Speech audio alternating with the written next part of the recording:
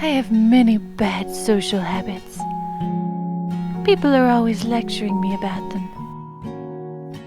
I'm invariably late for appointments, sometimes as much as 2 hours.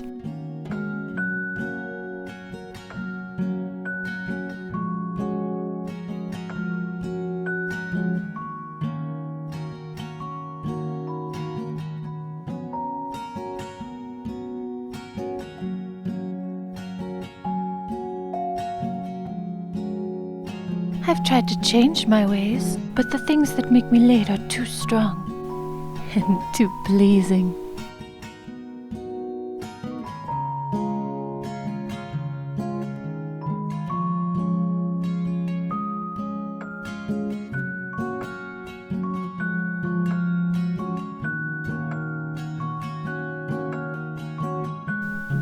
When I have to be somewhere for dinner at 8 o'clock, I'll lie in the bathtub for an hour, or longer.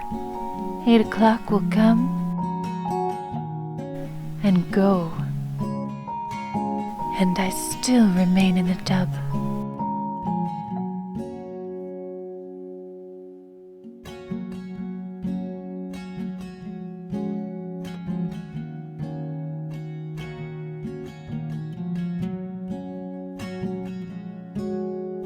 I keep pouring perfumes into the water.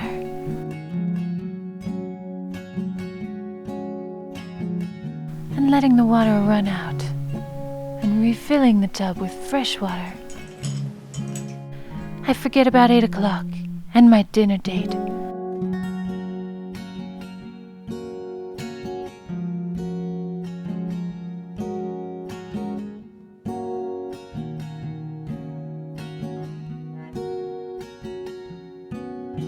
I keep thinking and feeling far away.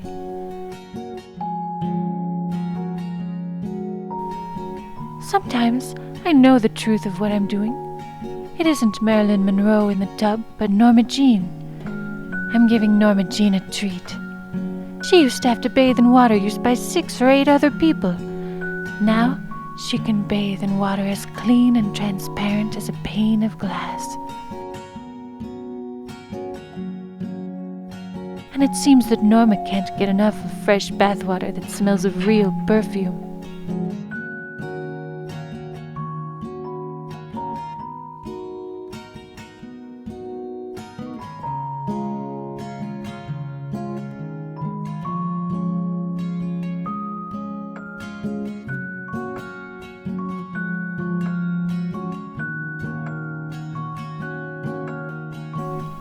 There is another thing that helps to make me late.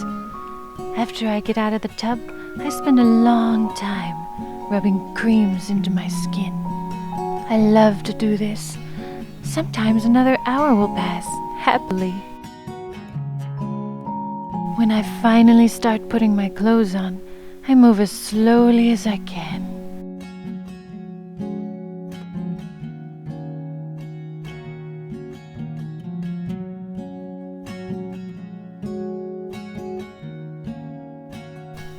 I begin to feel a little guilty because there seems to be an impulse in me to be as late as possible for my dinner date. It makes something in me happy to be late. People are waiting for me. People are eager to see me. I'm wanted. And I remember the years I was unwanted. All the hundreds of times nobody wanted to see the little servant girl, Norma Jean. Not even her mother.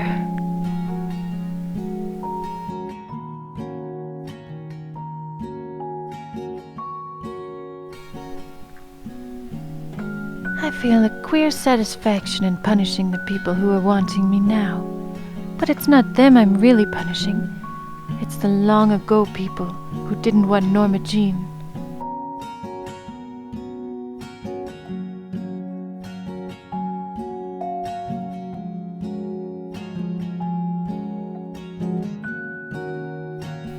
It isn't only punishment I feel.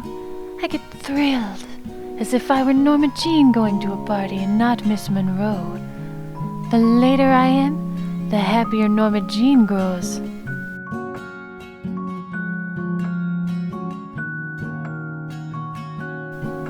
People dislike me for such tardiness. They scold me and explain to me it's because I want to seem important and make a spectacular entrance. That's partly true, except it's Norma that longs for importance, and not me.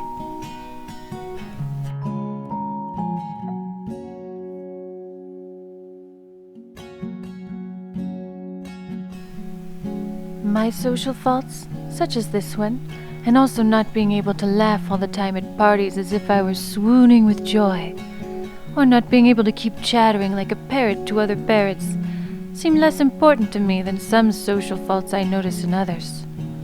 The worst thing that happens to people when they dress up and go to a party is that they leave their real selves at home. They're like people on a stage playing somebody else. They play that they're important, and they want you to meet their importance, not themselves. But worse than that is the fact that when people are being social, they don't dare to be human or intelligent. They don't dare to think anything different than the other people at the party. The men and women are not only dressed alike, but their minds become all alike, and they expect everybody at the party to say only party things. I freeze up when I see people making important faces at me.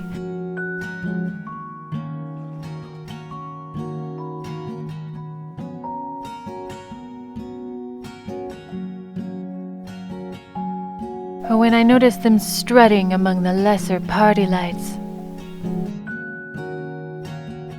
I like important people, but I like them when they're doing important things, not just collecting a few bows from lesser guests.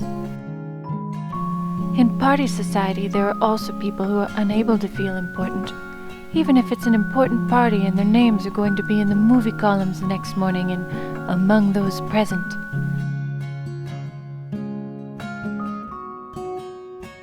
These people usually just mill around like extras on a movie set.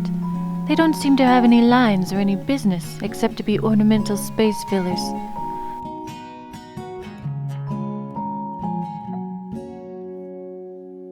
But I can't feel sorry for them because the minute I join one of these extra groups, they all start chattering like mad and laughing and saying things that nobody can understand.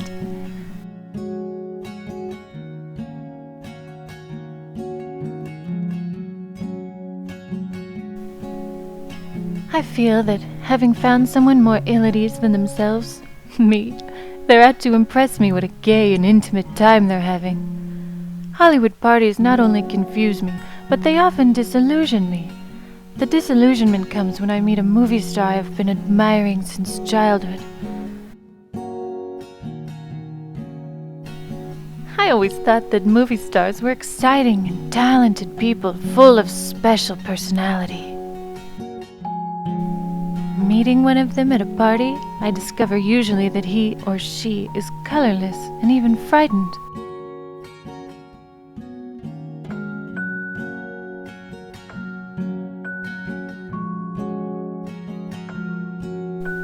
I've often stood silent at a party for hours listening to my movie idols turn into dull and little people.